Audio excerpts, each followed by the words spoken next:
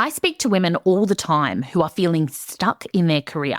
They have visions of doing big things in the world, having a big impact with their work, but they don't know how to move forward.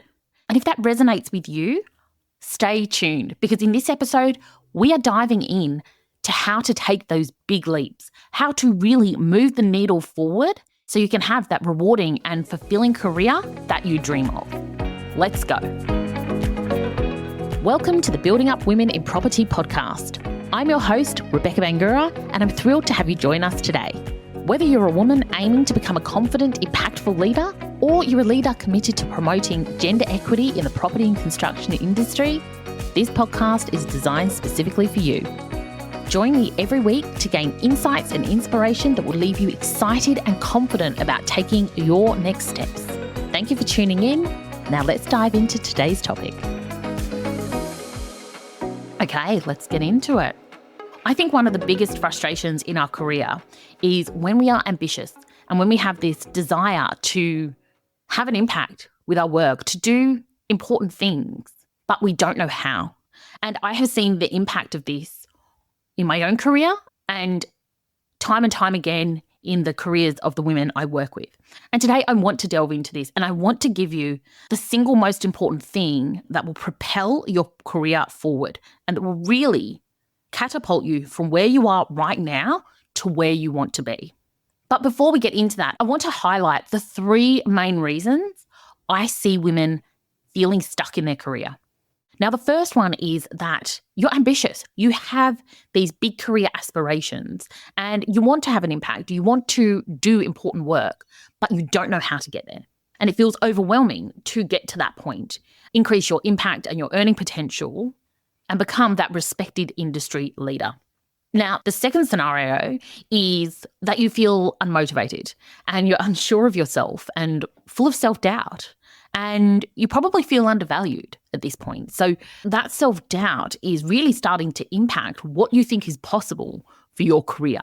You might feel plagued by imposter syndrome and you're really questioning whether you have what it takes to be successful. And that is impacting how you show up at work and in other areas of your life too. And you crave to have that confidence and to feel in control and to be excited about work again. And the final situation I see is this constant struggle with work-life balance, right? You're working long hours, you have too many commitments, and that consistent lack of time is taking a toll on your health and impacting your relationships with your family and your friends. And, self-care has gone out the window and you just don't feel like you have the time or the energy to really focus on anything beyond work, and certainly not on the people and things you love. And while you want to have a successful and rewarding career, you don't just want to be defined by work. And you're not sure how to balance all the things. And I call these situations out because personally, I have experienced all three of these. I have had the big dreams and been completely lost as to how to get there. And I have worked in roles and with people where I have felt my motivation drain out of me, and had that creep in of self-doubt and overwhelm and confusion. And I worked so much that I have completely burnt out and had to completely reset. And I know that none of these feelings are nice. They wreak havoc on your nervous system. And your time and energy is wasted on these feelings of self-doubt and guilt and overwhelm, rather than being able to channel that energy into constructive and productive things. And so if you're listening to this, I want you to know that there is nothing wrong with you. This is unfortunately part of many women's career journey. And it's especially true in our industry because whether we like it or not, we are in such a heavily male-dominated culture. Showing up as a woman, we tend to have this constant armor around ourselves where we are having to prove ourselves and our ability. And we are being held to a higher standard than our male counterparts, whilst we are also facing the reality of having a lot of bias against us, not having access to the same networks, and having a lack of relatable role models to look up to. And this is why, as an industry, we struggle to attract women, but we also really struggle to keep women in the industry. That's why we have the leaky pipeline, because women get frustrated and burnt out and feel undervalued. And many women make the choice that there are easier ways to make money. And they simply get tired of fighting against the boys club and the mansplaining and the intimidation and the being overlooked and underpaid. And believe me, I get it. But I want to assure you, this is not just you. You are not an isolated case. This is a product of our environment. And whilst things are changing, there is still a long way to go. And I'm the first to admit that. But change will only happen in the industry if we see more women staying, if we see more women moving through the ranks and becoming the role models that we haven't had, and changing the culture of organisations and the industry as we go. And I know that's a tall order, but I think each one of us gets to show up and contribute to that change. And in the process, we can also have that rewarding and fulfilling career that we dream of, right? In terms of salaries, we work in one of the highest paying industries. And why shouldn't we have more women tapping into that and earning the higher salaries? And I think over recent years, with gender equality data becoming more available, we are able to have more meaningful conversations that drive the progression of women in the industry. And I would say for the first time in my 20-odd year career in the industry, it feels like there is a industry shift towards creating gender equity. And I want as many women as possible, as many women like you, to stay the course and to benefit from the opportunities, and over time to help rewrite the culture and the norms of this industry. And in order to do that, we need to, as women, be able to overcome that self-doubt and really get clear on the impact we want to have, and to build the skills and the strategy and the confidence so that we can increase our earnings and really start to create meaningful and exciting career paths that align with who we each are and what we want to achieve. We are halfway through the year, and it's the perfect time for a progress check. Are you on track with your goals, or do you feel like you're slipping behind? The good news is there is still time to achieve your goals if you start now. To help you get there, I've created a mid-year check-in guide. This guide will help you clarify your progress, identify what's holding you back, and get you unstuck and laser focused. With it, you can move forward to create the results you want, so you can have that more fulfilling and rewarding career and life. Head on over to RebeccaBangura.com or find the link in the show notes to get your copy and start moving forward today.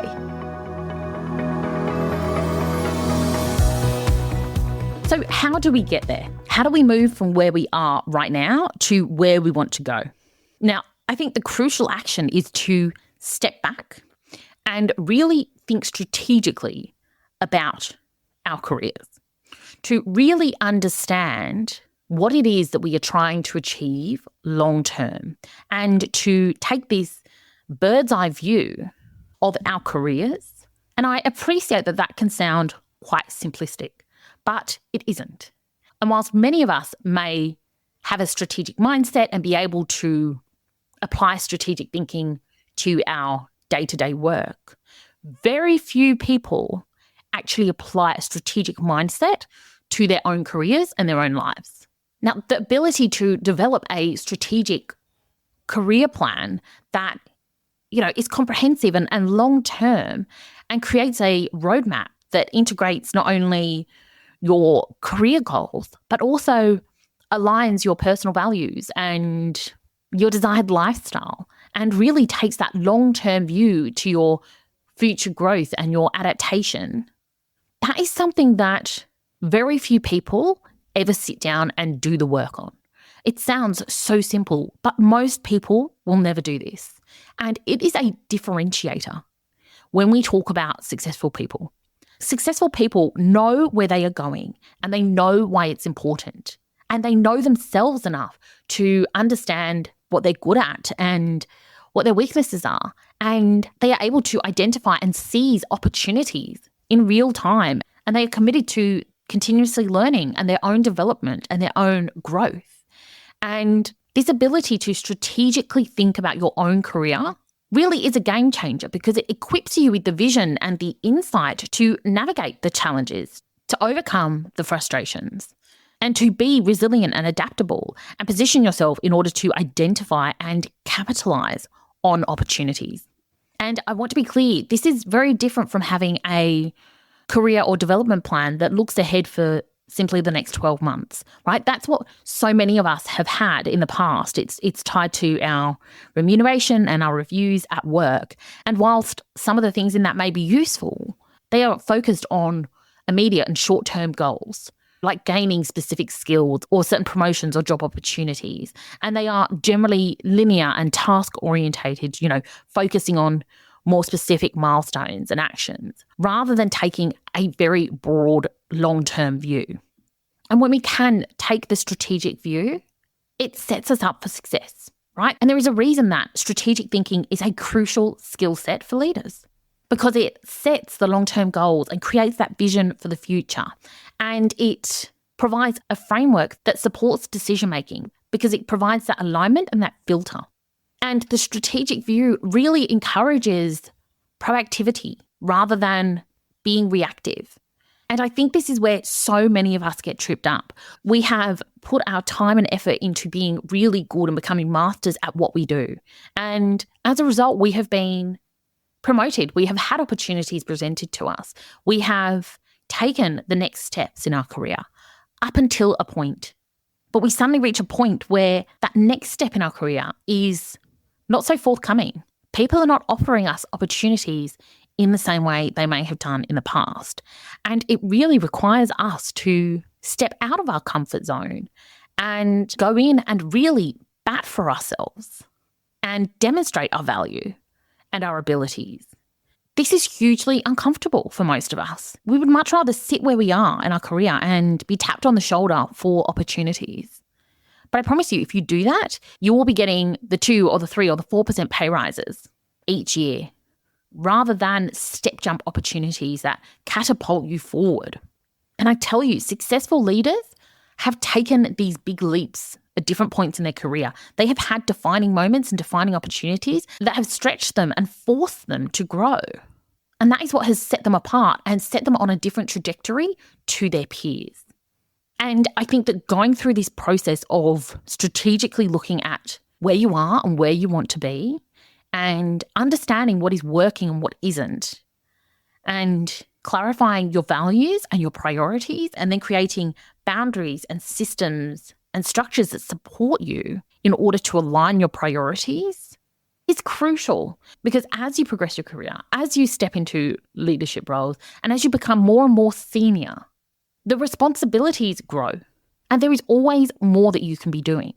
And so we need to have that framework by which we can determine what is the meaningful action that aligns with where we want to go and what doesn't.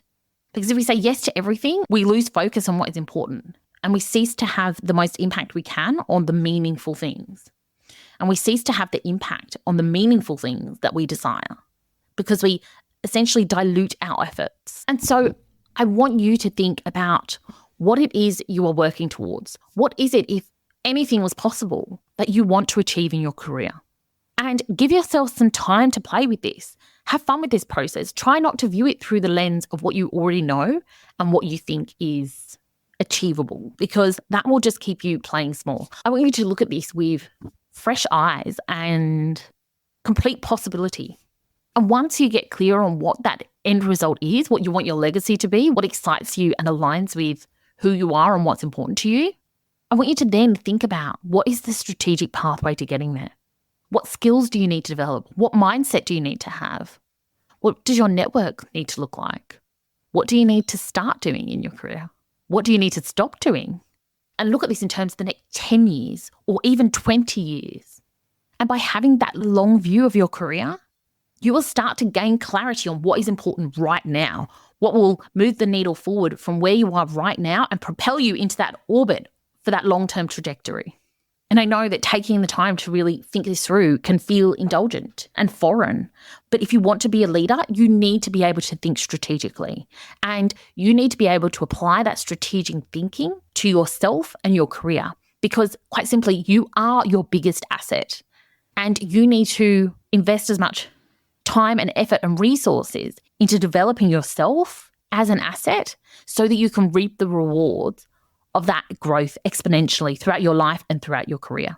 And if you get stuck, if you aren't sure how to do this, reach out to me. Come over and connect with me on LinkedIn.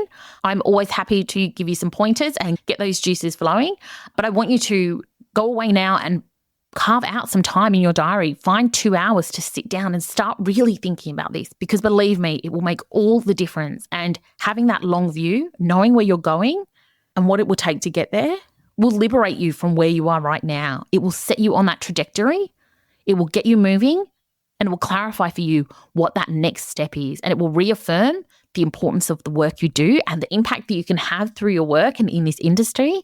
And it will naturally show you the next steps to move forward. You have got this, my friend. So go have fun with this process. And I look forward to seeing you on the next episode of Building Up Women in Property.